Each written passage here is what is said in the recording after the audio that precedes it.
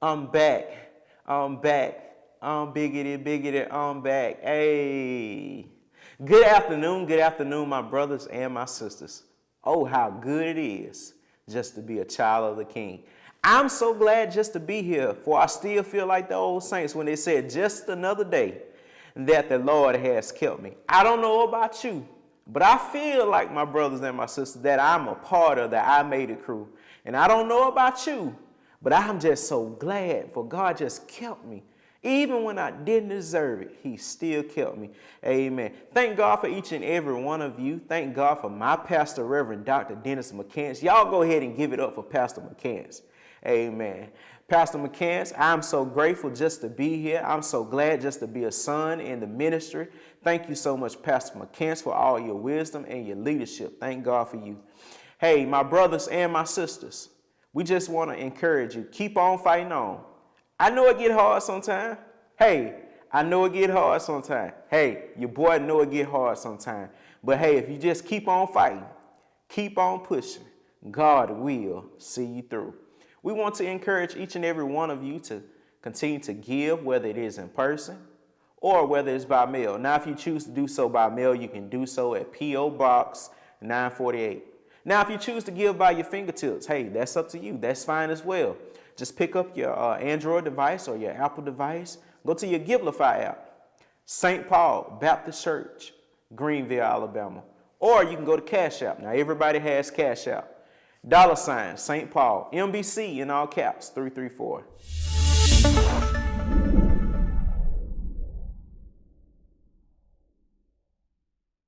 Just want to continue what we talked on last week about accepting the assignment. Accepting the assignment.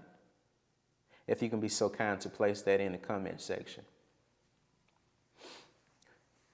My brothers and my sisters, all of us have been placed here for a purpose. And believe it or not, trying to find out what that purpose is or fulfilling that purpose, all of us have been in a situation where we have desired something. And can I just be honest with you? There's nothing wrong with desiring anything. Nope, there is nothing wrong with it. There are some of us who desire nice things in life. And a lot of us, we're not so comfortable in being in the same place that we were 10 years ago. A lot of us want to have nice homes. We want to live in nice neighborhoods. We want the finest automobiles. We want the latest technology. We want the latest job. We want promotions. But believe it or not, my brothers and my sisters, there is nothing wrong with that as well. You know, sometimes a lot of us, we just want to move. And sometimes we don't want to stay in a certain situation too long. But on the other hand, there are certain people that get comfortable. There are certain people that get real comfortable and they don't want to move. But there are some of us, you know, people like myself, I don't want to stay in a certain situation for too long. And there's nothing with desiring elevation. There's nothing wrong with desiring nice things in life. There's nothing wrong with wanting a nice home to live in. There's nothing wrong with wanting the best automobile money can buy. There's nothing wrong with this at all. But there are some people who desire people in their life. There is nothing wrong with that as well. There are some people who desire to have a nice wife, and there's nothing wrong with that. Hey, my brothers and my sisters, there are some people who desire a husband. Hey, there's nothing wrong with that. But there are some people who desire to have children. There are some people right now who are infertile. There are some people who cannot conceive a child. And my brothers and my sisters, not being able to conceive a child or the state of being infertile is not a pleasant thought. It's not a pleasant thing to deal with. Sometimes being infertile or not being able to conceive a child, it can be stressful. Sometimes it can cause you to stay up late at night. It can cause you to walk the floor. It can cause you to shed tears. And sometimes it can make you feel as if though God has turned his back on you.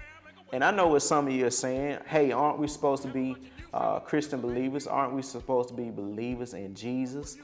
Aren't we supposed to be believers in God and his healing power and his power and his ability to move mountains?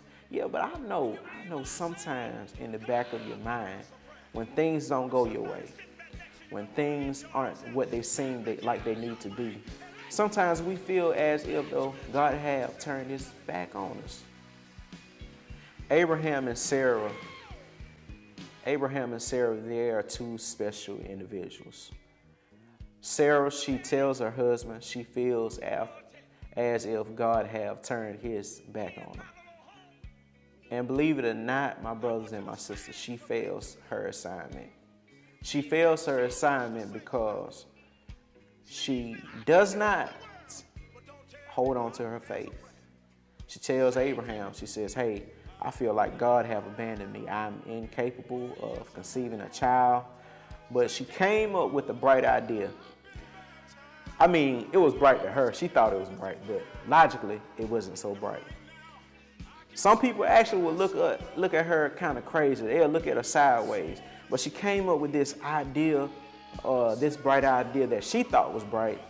She says, I'm going to get my handmaid servant Hagar, and I'm going to tell her to lay with my husband.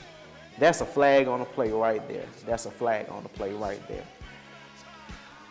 Who in their right mind would do something such as this? But my brothers and my sisters, you'll be surprised what people will do when they really, really, really want something. I'm going to let that soak in, because a lot of us, there have been times in our life where we have done stuff that was crazy, or we did stuff above and beyond all measures just to get what we want. She tells her husband, hey, go lay with my handmaid servant Hagar, and I want you all to conceive a child. That is something that's so sick. She got ahead of God. And that's when Ishmael was conceived. But if we flip and go ahead and fast forward through this thing, we'll see that later that God messed around and still kept this promise. I wish y'all would just talk to me just for a few moments. God kept this promise and he gave them Isaac. Isaac is born, but if we go ahead and still continue through the text, we will now see that God gives Abraham an assignment. He tells Abraham, I want you to use him as a burnt offering. I want you to sacrifice your child, the one that I have promised you, the one that I gave you. Now already right there, a lot of us would not have ever accepted this assignment. A lot of us right there would have lost our faith. A lot of us would have said, wait a minute, God, wait a minute.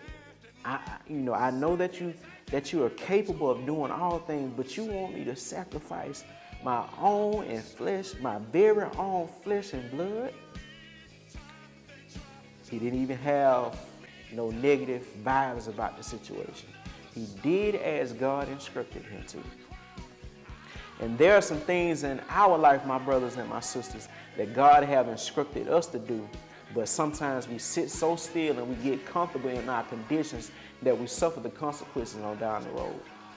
And I just want to be honest with you, my brothers and my sisters. I never want to get to a place in my life where I suffer the conditions and the consequences of not following the orders of God. But he obeys him and he accepts the assignment. He takes Isaac and he says, come with me. He tells his two delegates, why don't y'all chill out, relax here. Me and my son, we going up. And we will be back later. He says, don't worry, y'all just chill out. Abraham, how much faith Abraham had to trust in God. How much faith Abraham had when he trusted God, when he accepted this assignment. My brothers and my sisters, sometimes stuff don't even look all what it seemed to be. Sometimes things are not lined up in the right perspective, but you got to trust God. And I just wonder, my brothers and my sisters, will you continue to journey with me as we talk about accepting the assignment? Accepting the assignment. My brothers and my sisters, I just want to say good night, good night, good night. Talking about accepting the assignment. Hey, this is your boy, Reverend Pugh, and I'm out of here. Peace.